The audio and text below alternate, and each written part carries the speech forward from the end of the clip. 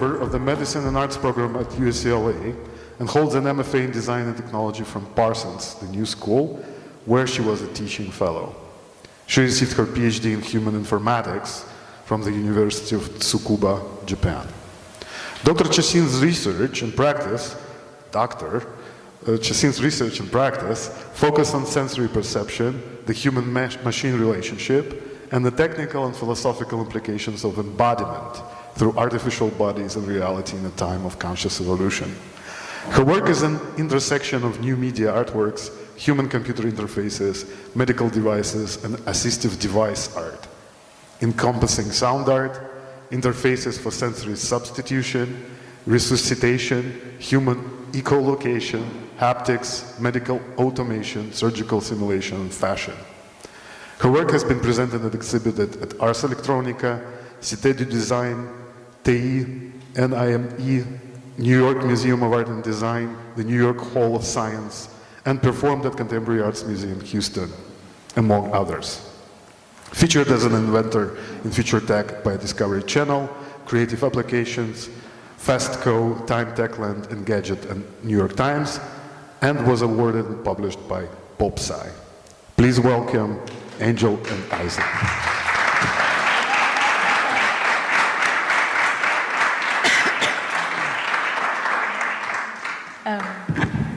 Thank you, Valentin, and thank you, Serpic, for organizing this. I think this is a very important conversation between two artists that have been working here in Houston and within the same types of spaces and fields, and I think this is a chance, or we deserve this chance to be in conversation with our works.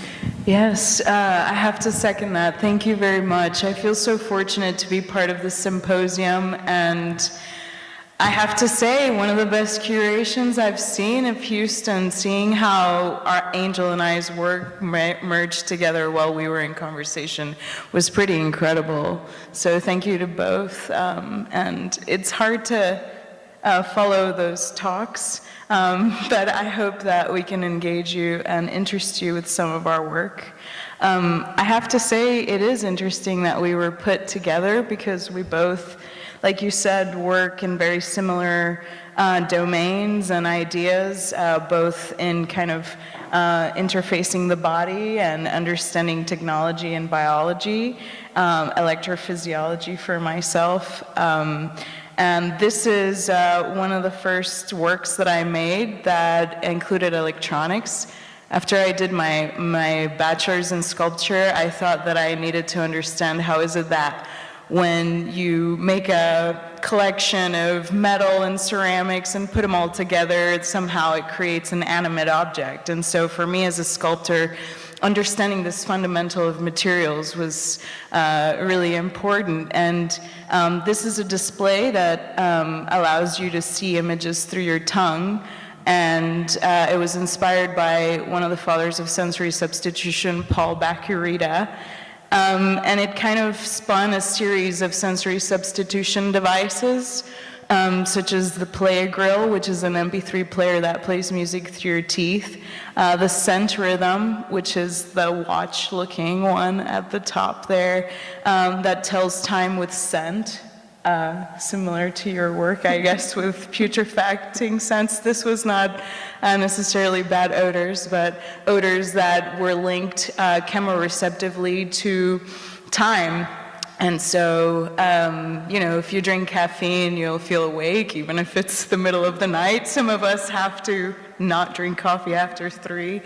And so this idea of a watch that puts you on time rather than gives you the time. So these ideas of interfacing the body and kind of creating experiences where the performance of perceiving the world through this new lens kind of filter created new realities and new experiences. I'm kind of an experience junkie, and so when I found out you could see through your tongue, I had to make it happen. When I found out you could hear through your teeth, I also needed to understand what that felt like, and it kind of put me in this place where working in the threshold of perception. So, and so a lot of the work also had some connotations of popular culture and science. And so the Playgirl was probably one of the most well-known projects of that series. And so it became kind of this pop sci.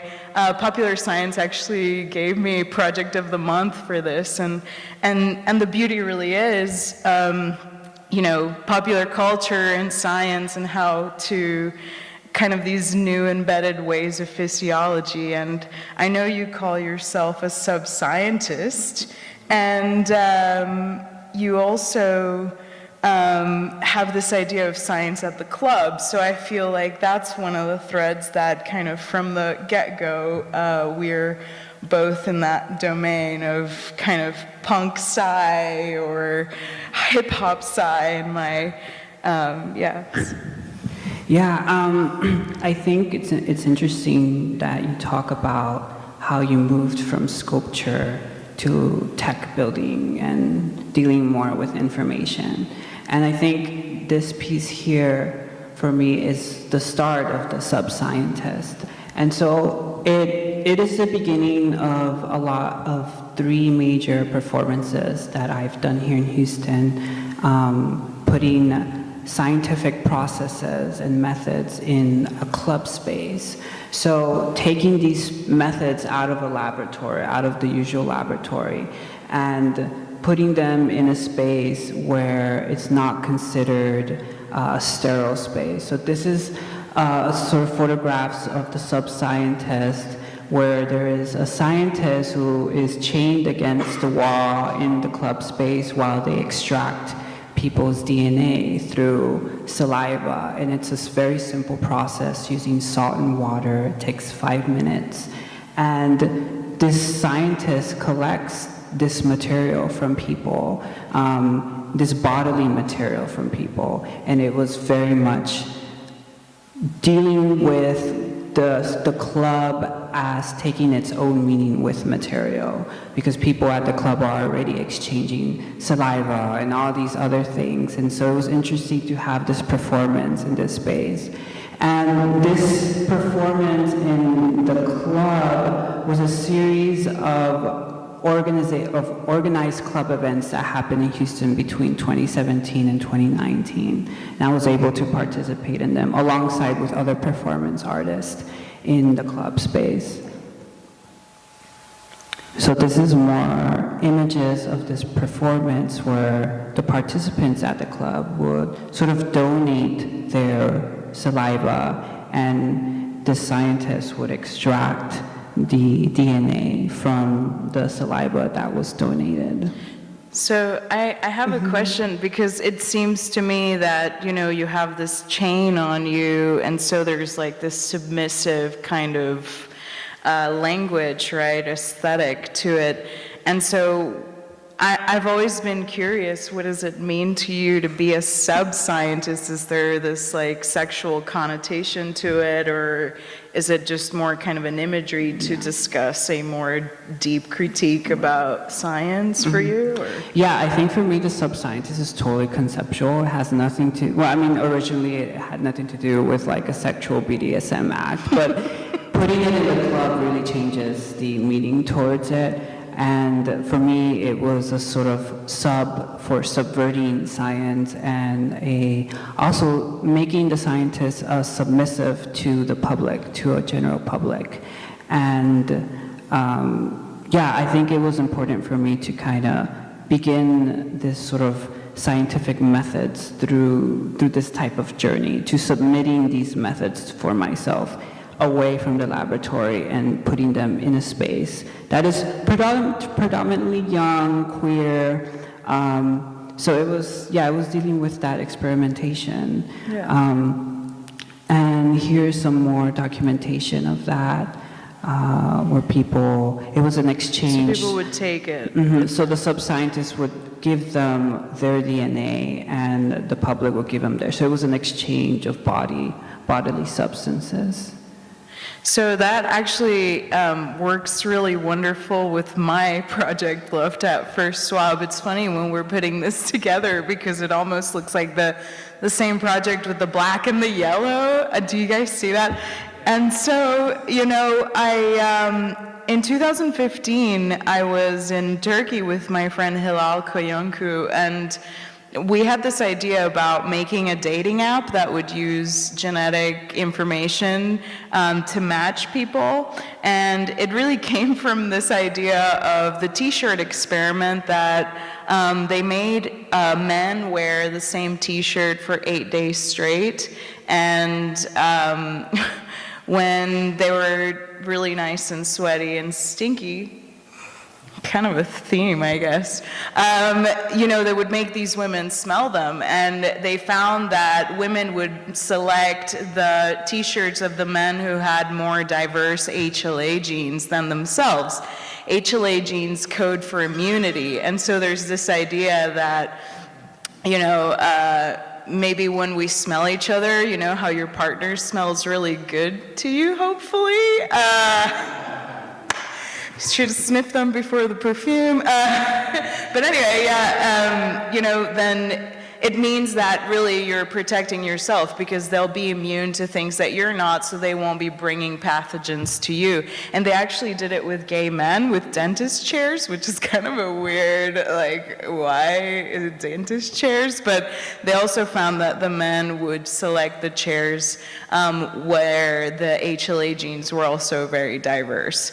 And so the idea is that, you swab, you send us the sample, and then you go to the club, and you have these bracelets that will kind of show how compatible you are to each other. I think that's interesting how we use a lot of these technologies and kind of take them out of their usual spaces, right. And I think you and I, and you guys will see within the presentation, we are sort of intervening in these spaces, like as a mentor and teacher, in the medical space, and yeah. I've done some stuff in the forensic anthropology, which we'll get in a bit. But yeah, I think keep in mind this idea of going into these spaces, kind of being a glitch, but navigating very well in the sort of rules and dynamics that these spaces introduce for us. Sure.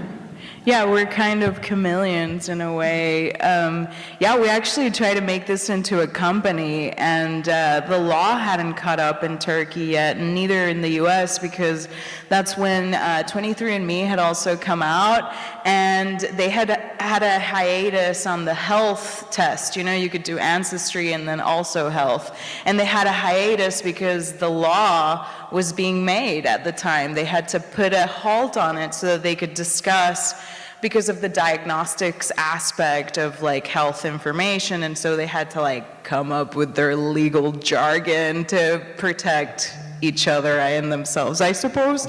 And so we were really unsuccessful in making this company, but it was an artwork anyway the whole time. But these ideas of creating art in completely disparate mediums like corporations. So from the club space, I decided to create these installations in actual art spaces, where it was the subscientist installation and had the instructions of how to extract your own DNA. And eventually it became these sort of elaborate type of dinners that people would kind of be invited in these spaces and have this exchange between, their bodily substance of DNA and use this method.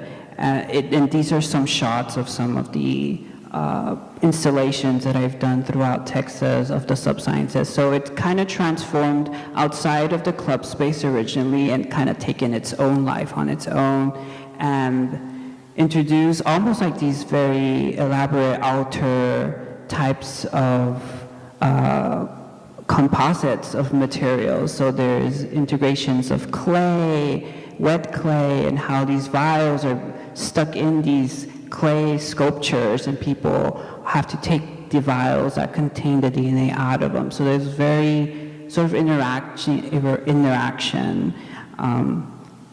And here is some drawings, I do a lot of drawings as well, in a way. I see them kind of like windows into these processes in my work that are very tangible and deal with a lot with materials and processes. And I think Aizen is, you're very keen on processes through your work.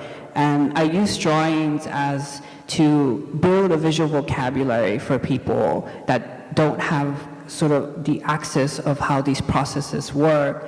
And it's more of a visual language to introduce my work with my drawings. So I see them more as windows into my work. And the image on the right here is a sculptural piece. It mimics sort of like a molecule, and this is a piece that was used in the Subscientist installation in the art spaces, where it almost looks like rosaries coming down, and the rosary kind of attaches to the back of your head or your neck, and here in the drawing you see a more sort of detailed visual of the sub-scientist. I have to say, it does kind of have this feel of techno-shamanism, and which also is kind of resonating with both Bert's work and also Lynn's work. So, this like rawness of the clay and the material, and then this like hyper-technological, yeah.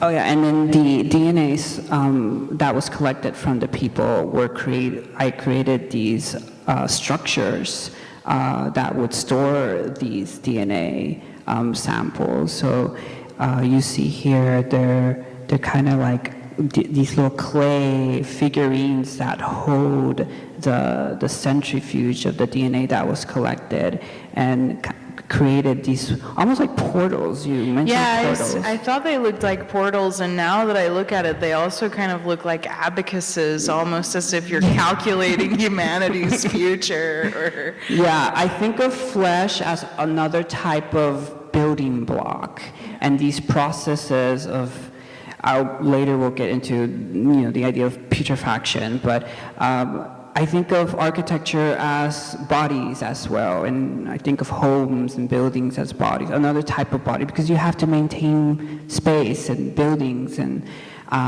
this was a way of how could I make this substance that's very bodily and create these flesh structures out of them with ceramic, ceramic is considered a very old, almost ancient connotation of art.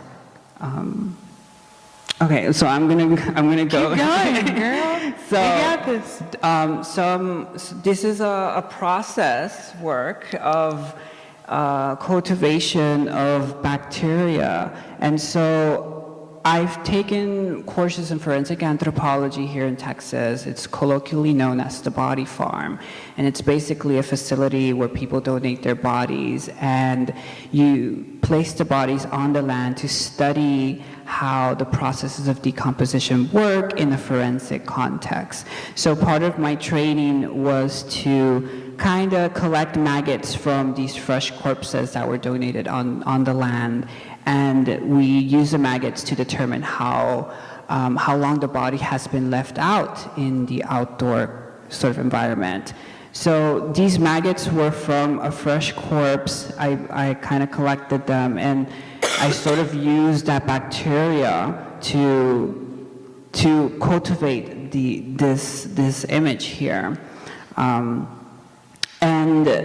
Later, I sort of kind of create these images, of course, they're a visual vocabulary, and into other bodily structures. So this is a leotard, and the image is printed on inkjet fabric. So sort of designing this new type of, not just architecture thinking, but also attire, like you could say fashion, is sort of trying to look at the world in this sort of putrefaction process. On the right here I show a lot of references to pre-Columbian, pre-Hispanic cultures.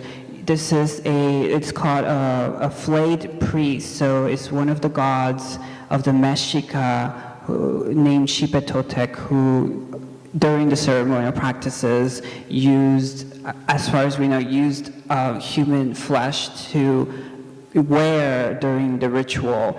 And so for me, it's very important to kind of distinguish my use with this material. It's not human flesh, but it's the processes that break down our body. It's the actual processes that live on our bodies, even when we're alive, and also when our bodies decay. And this process has a very ecological sense. So it's not like the morgue where we use formaldehyde to freeze the body, right? And the organs. And which is why I find the body farm a very unique space, because we actually are more conscious of the environment and how they take over the body. So I would want to distinguish that my work is not human remains, but the processes that live on. Yeah. So it's putrefaction. I'm kind of using it kind of synonymous with cultivation and decay. So it's not decay fully, but also cultivation. It's using both life and death in the same space.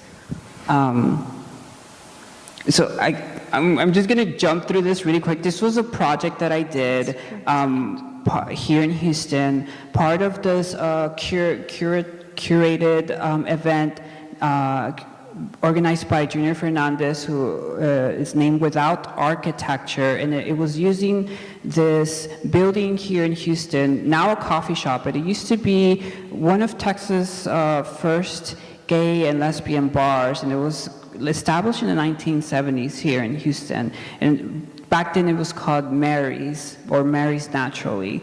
And he invited artists, and I was one of them, to create these sort of site-specific performances or installation using the architecture of the building.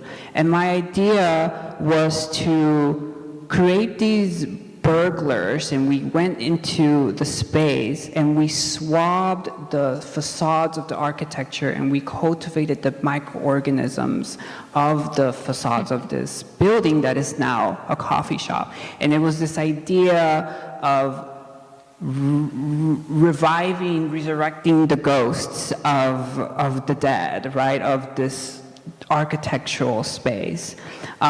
Here you see an old photo of Mary's, and now it's on Westheimer. I forgot the intersection, but it's also where Houston had its gay pride parade, formerly on the Westheimer Road. Now it's in downtown, but back in the years it was on the Westheimer and Montrose intersection. And here you see Mary's in the background. People would sit on the building as the parade would go through. And it was interesting because during the performance we actually went on the roof and kind of mimicked these figures that kind of reenacting the ghosts of the past. On the right here is where we cultivated this bacteria from the architecture, and it was in these acrylic purses that we took and we swabbed, so it was like stealing into our purses, or like shoplifting bacteria. But yeah, so this is another drawing of the piece, again, kind of putting a visual language into the work. More images here, and this is another image of swabbing the and actual then contact. collection. Yeah, that's the Petri purse, I call it. It's not a Petri dish anymore, it's a Petri dish purse. But yes. Yeah, so I thought that this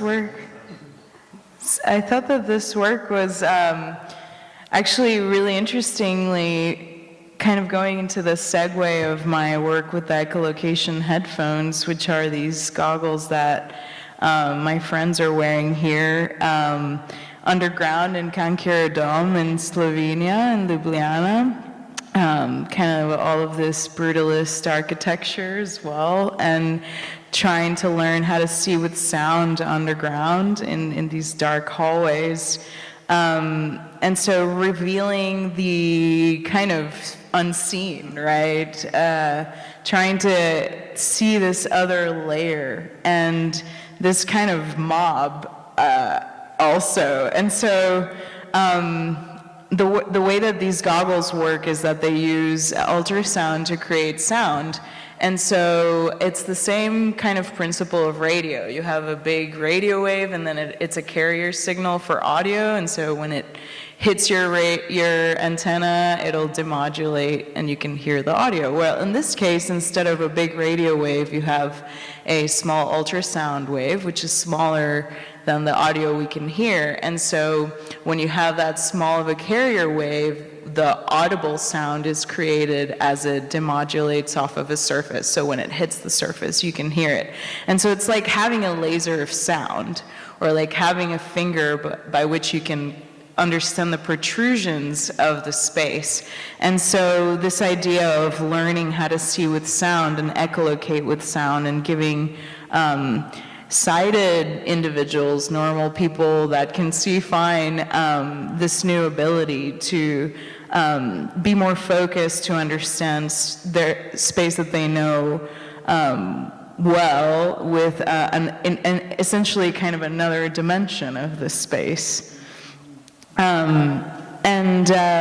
This is the Mindflux goggles, and so it works by, it's kind of, if the inspiration comes from the Dream Machine by Brion Chacin, and he was one of the beatniks, and they were sitting in front of a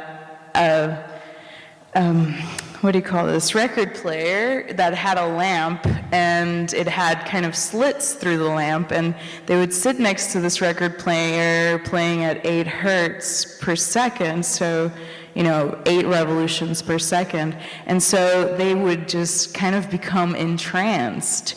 And new research has found that you can entrain brain waves with stimuli. And so whether it's sound flicker or light flicker or even touch repetitions, you're able to put people in sync with these brainwaves. And so I created this album that came with these goggles, and you could probably QR code that maybe, and it'll take you to the website. But essentially we have these brainwaves, so we're already kind of in a certain frequency, right? When we are in gamma, we are essentially concentrating and retrieving our signals, and retrieving memory, sorry. When we're in beta, it's kind of an anxiety-ridden thing, and that's between 12 and 35 hertz. And alpha is this very relaxed and passive attention that Chacin had found himself. So oftentimes artists kind of become these free experimenters, and the reason why I never even studied science in the first place is because you have to prove all these things, and who cares? Like the fun is the experiment, I oftentimes say that art is kind of being awake in the process and kind of holding onto that becoming, that making, that essence of transformation, essentially. Anyway, and so gamma, so it turns out that people who have Alzheimer's are not able to get into gamma for some reason. And gamma is 40 and 35 hertz, right? So 40 times per second. So when your brain gets into that state, you're able to flush all the beta amylase and the tau proteins that are produced in your liver. And so if your brain doesn't get into this frequency, then you're not able to flush them out, and that deforms your brain. And so that's Alzheimer's. And so when I read that research, I thought that I better make this album with these with a series of frequencies, as well as these glasses that would react to it. And so I had this performance at the Orange Show where the audience had these goggles and were able to experience their own kind of mind entrainment. And so in a way I was mind controlling them. Some of my work has taken me into creating these gel paintings that have both pigment and a kind of a sonography aspect to it as well. So they're kind of paintings to be seen with sound as well as to be seen with light. And so I got invited to be part of the TTT Rewilding Cultures program at Ionian University in Greece, where we were going to look at the IVF process, which is in vitro fertilization. And because it's a huge topic now, and actually Rice is having an incredible conference about these technology, you know, genetic engineering humans and et cetera. Obviously that's not legal right now. Well, it kind of is. FDA just approved Cas9 for sickle cell disease. So we are we are in business. We are genetically engineering our species. So when I talk about conscious evolution, it's really where we have to maybe reconsider the current theory of evolution as we see it, because is it survival of the fittest? Are we really just only random mutations that interact with our environment, or is there a desire? In my point, I think there is some sort of desire and drive from the organism itself. And so Adam Saretsky, who actually put us in touch. Yeah, we both participated in TTT. Yeah. And that's how we different got. times. Yeah, different times. And Adam put us together like a week before Valentin invited us. So serendipity is upon us. Adam Saretsky is a pioneer in the He's a pioneer in bio art, yeah. Yeah. So. Yeah, he is from New York, and he will actually be here in a couple of weeks. He'll be performing at the Orange Show at the Happening, and so. But yeah, so he's a pioneer in bioart, and he's worked a lot in transgenic mice facilities, and he's really trying to understand, you know, in vitro fertilization and what's happening to, you know, the future of human sexuality. And so there's 3 series of fellowships and camps that they curated. I was part of one of the first set of fellows, and the idea was ovum retrieval, or like gamete retrieval. Obviously the male gametes, aka sperm, we all know how that works. Easy to get, you know, go to the bar, find the guy, and, you know, the rest is history. Or there's many ways of doing it. And then for females, it's a lot more complicated. You know, we have loads of eggs, like millions, and we're born with them. And so actually when we're in our mother's womb, you know, you already have your eggs, so you're essentially in your grandmother. Isn't that crazy? Yeah, like meta, like really talk about meta, right? Existence. And so, you know, what happens is that every month when a woman is fertile, your amygdala will send a signal of this luteinizing hormone and follicle-stimulating hormone, and it will only be enough to mature one of the follicles. And so, actually, they use nuns' urine now, because when women stop becoming fertile, aka post-menopause, they continuously produce these hormones. And so these Italian doctors found the Pope and were like, hey, could we use your nun's urine? Because we need to repopulate the earth with Catholics, of course! And so... sold.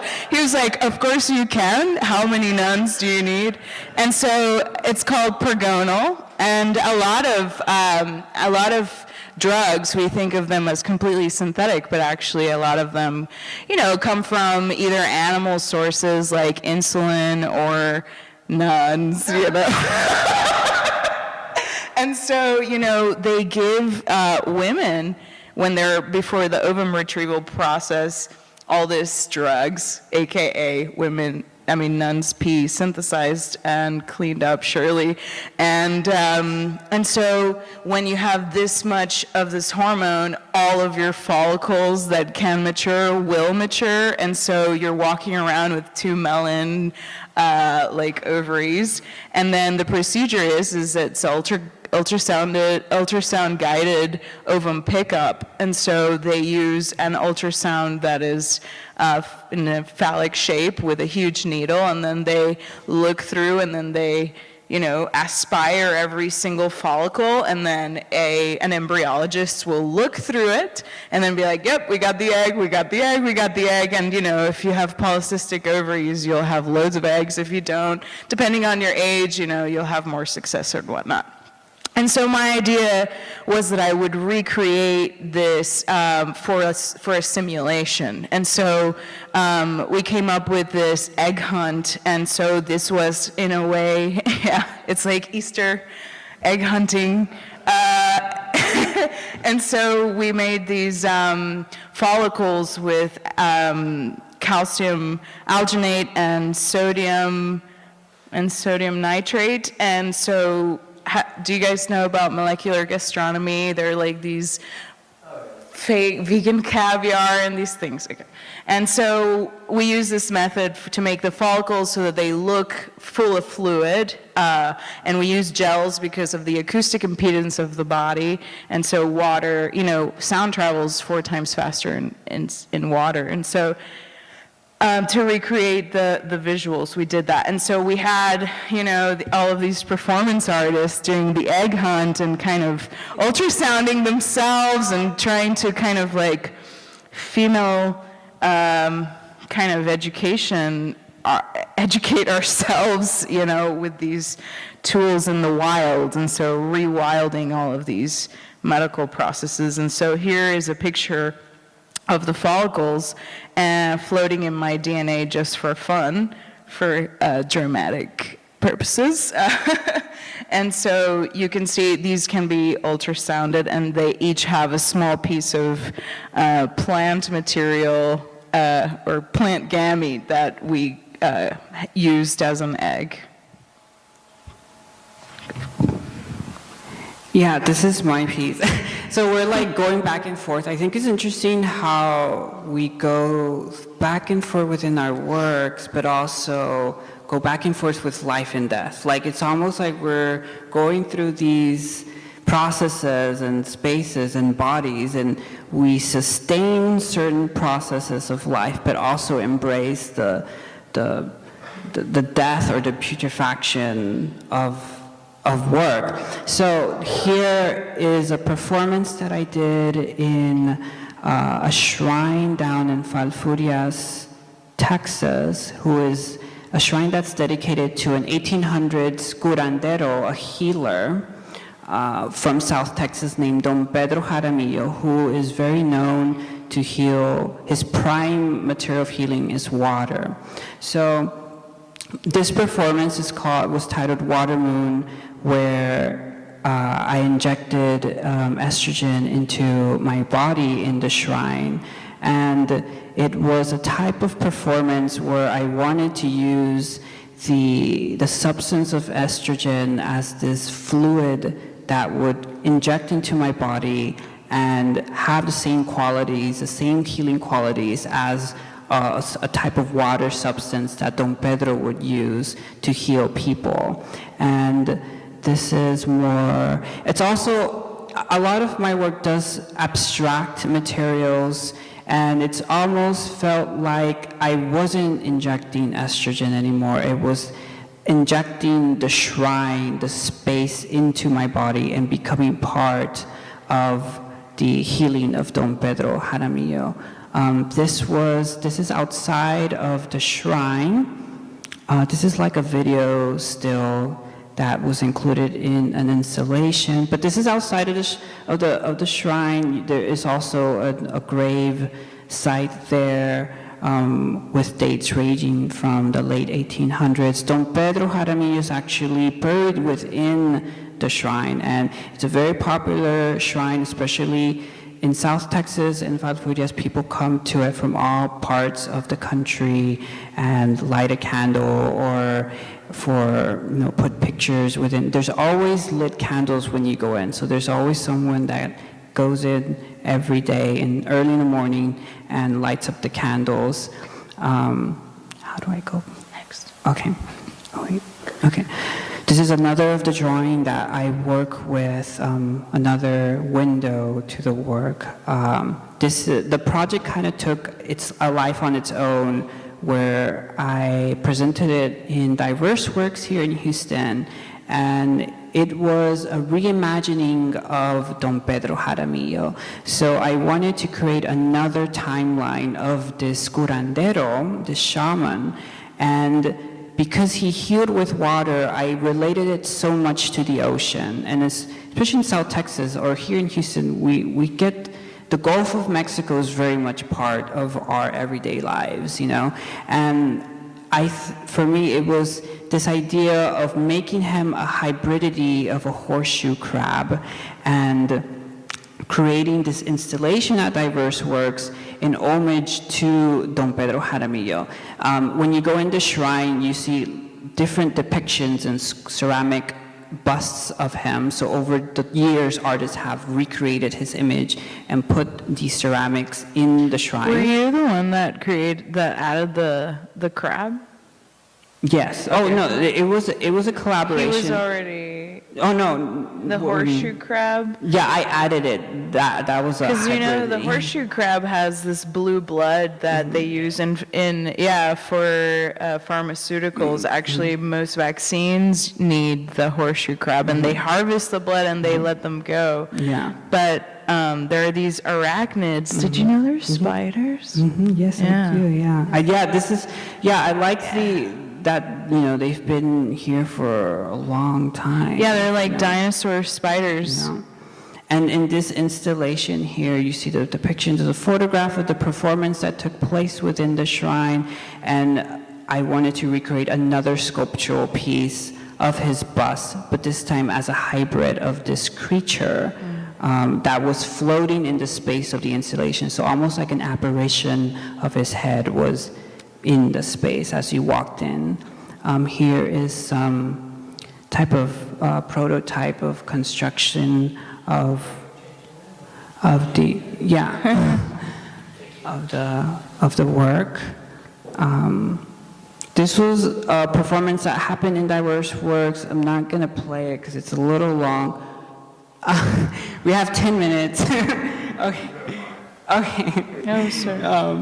Yeah, you can find it on my website. So I invited a curandera to actually be a part of this installation. So linking a modern curandera and her practices to the practices of Don Pedro Jaramillo. This was the performance Water Moon. Sorry. I guess that all of these kind of transformative performances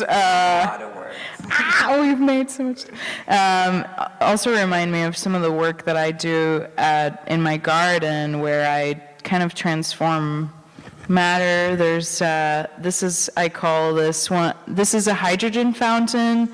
It has alum, which is a crystal, aluminum, potassium, and I dropped a screw in it to eat away at the screw, and so the aluminum and the alum will create they're both in the opposite side of the galvanic spectrum, and so it looks like a body farm. And so the aluminum and the carbon steel will kind of trade ions, and so it will create electricity. And so here you can see these bubbles. This is actually hydrogen coming from the anode, which is the actual screw. And so this is kind of a meditation pond for me, where I see the changing of the environment, see the weather, obviously this is our brutal summer all the way to the left. And so it collects rainwater, and then it creates this veil of metal at the top of it that I then pick up And I also write a lot of poetry, inspired by this. And so you can see the crash and the sputter here, and you can see that thin veil of metal. It's kind of a molecule thin deposit of metal that gets to the top. And yeah, it's part of my AKA body farm, but there's no bodies in it. Well, maybe there are bodies, I guess, just not human ones yet. And so here I have I call it culture decay, and this is a Bacillus amyloifications. I've heard these biologists, they can't even say it themselves either, so there you go. It's kind of a bacterial cellulose that I was growing with my bioart class, and I just was leaving it out and kind of rewilding all of these lab cultures, and I use that for surgery simulation now.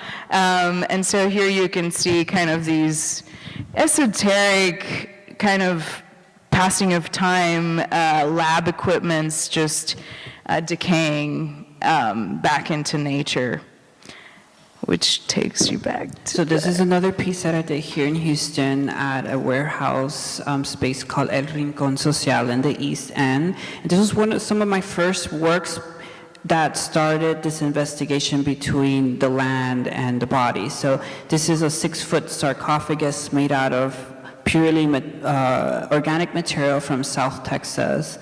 And I kind of, like your work of your garden, I wanted it to be a biome in itself in the space. So here you see the cracks here on the left. This is actually agar that I stuck within the cracks of the piece so it could grow bacterial and this sort of biome in the sarcophagus piece. So it produced also a lot of smells as well, and I was only able to do this because it was in an open warehouse space, and so I took advantage of and also during the exhibition, when it would rain, because it was open, some water would go into the space as well.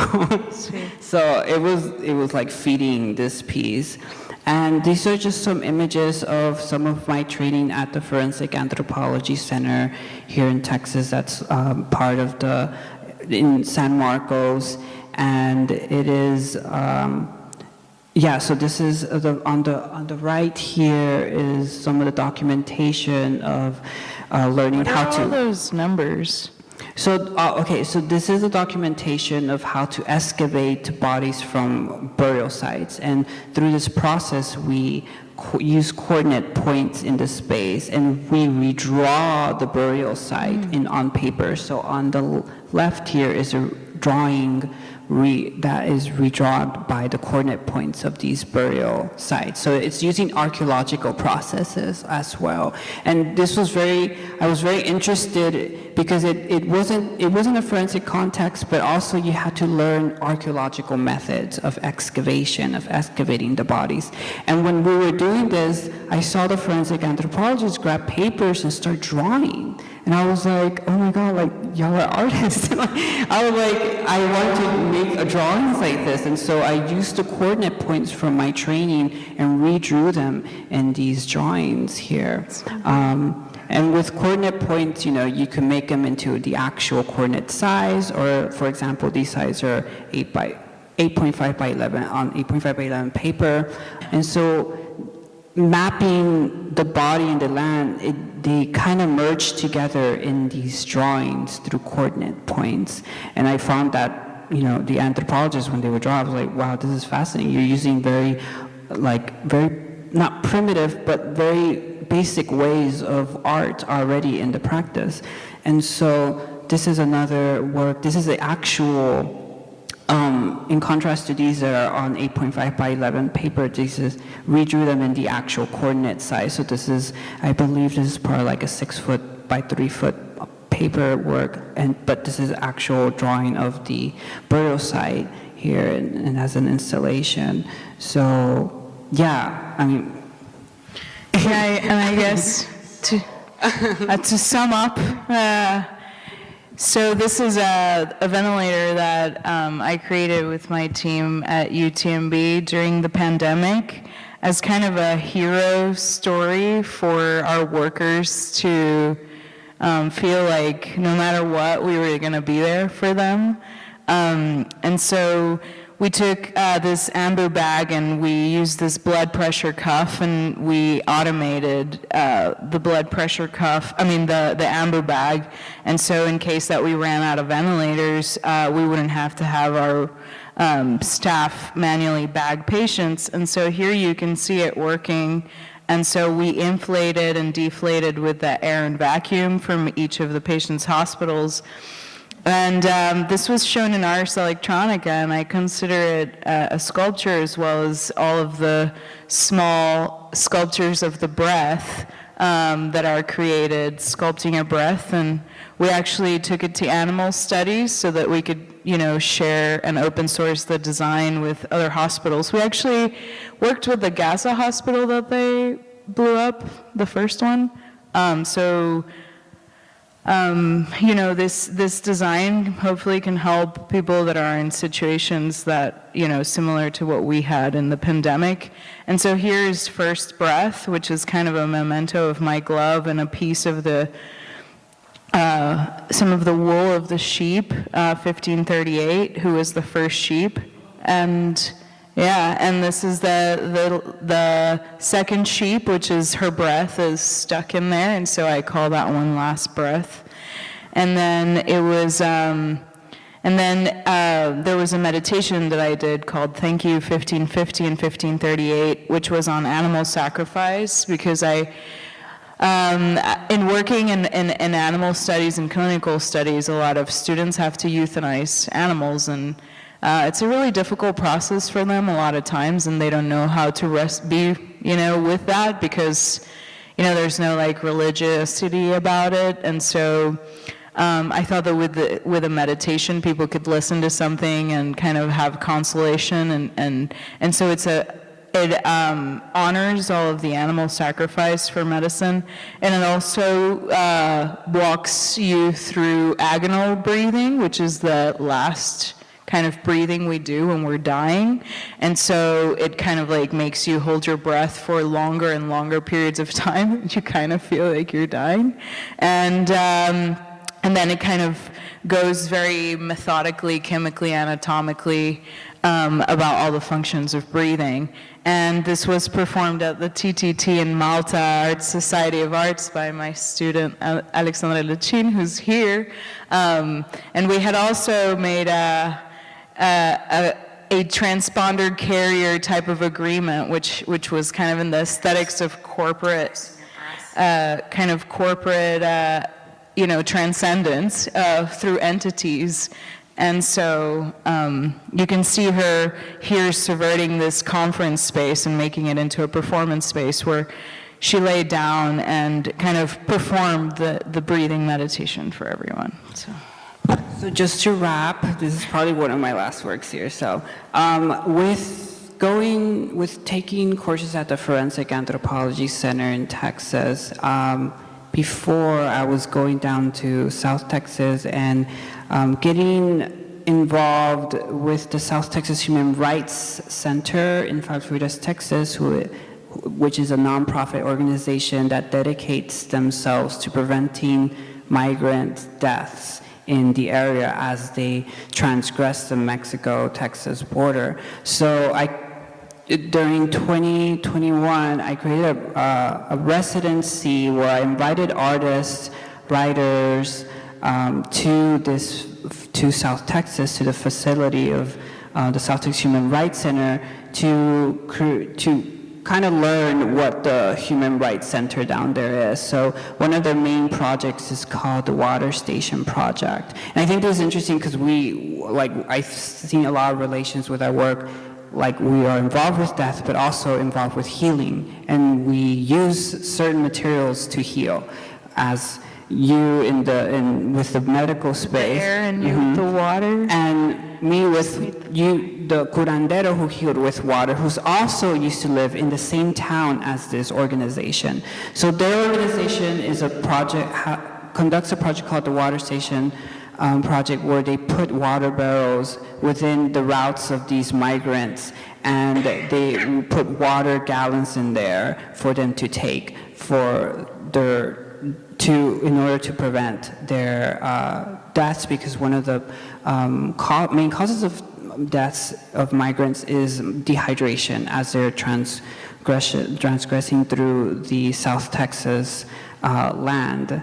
And so these are some images of this project. And the South Texas Human Rights is under the direction of Eddie Canales, who I was able to collaborate with and make this residency down there to have people come down there and kind of work and kind of be in the South Texas landscape, because that was the idea of bringing people down there. And this is some conversations that we've had in collaboration with the artists and writers. And one of the writers was Roberto Tejada, who is here. I'm so glad you've come here. And he was one of our collaborators in our project.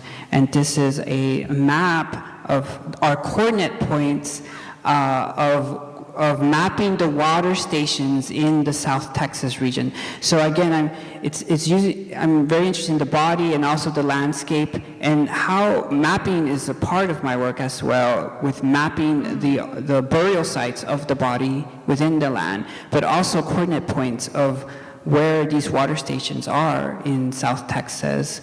And so this is a rough image of the land of down there, and the water sort of icons. Again, water, the material of healing, and using it in this project. But yes, here. So I'm not going to talk about this project, but look how cool it is. Shameless plug, I will be doing an exhibition called Animals on March 3rd in my newly revived Freezer Gallery, 15 years since the first Freezer, coolest, smallest group show in Houston. So, thank you. Thank you.